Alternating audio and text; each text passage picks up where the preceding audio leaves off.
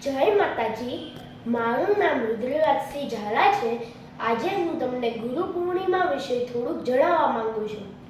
ગુરુર બ્રહ્મા ગુરુર વિષ્ણુ ગુરુર્દેવો મહેશ્વર ગુરુર સાક્ષાત પરમ બ્રહ્મ તસ્મૈ શ્રી ગુરુવે નમઃ. શ્રી સદ્ગુરુદેવની જય. ગુરુ પૂર્ણિમા એક ધાર્મિક તહેવાર છે. ગુરુ પૂર્ણિમાને વ્યાસ પૂર્ણિમા પણ કહેવામાં આવે છે.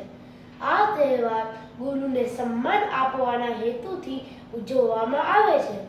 આ તહેવાર હિન્દુ કેલેન્ડર અનુસાર અષાઢ મહિનાની પૂનમ અને અંગ્રેજી મહિનામાં જુલાઈ અથવા ઓગસ્ટમાં આવે છે.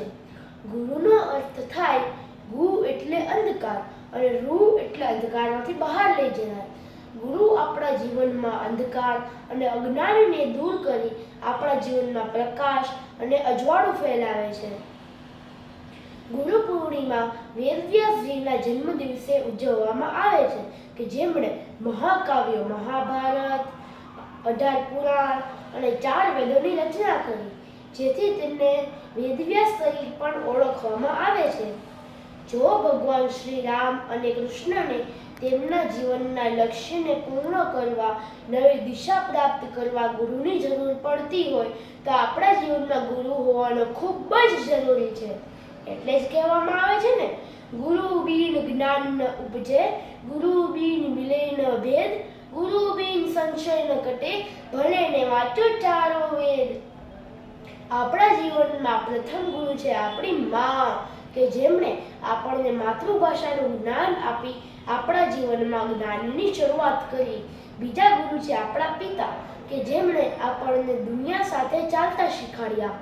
વિદ્યાલયના શિક્ષકો, કે જેમણે વિદ્યાર્થી હંમેશા ભણી ગણી આગળ વધે તેવી શિક્ષા આપી અક્ષર જ્ઞાન અને ભાષાના જ્ઞાનમાં વધારો કરે છે.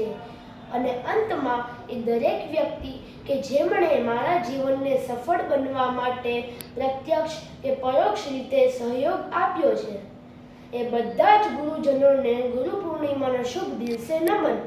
સૌ ગુરુઓના ચરણોમાં વંદન. જય માતાજી. અસ્તુ.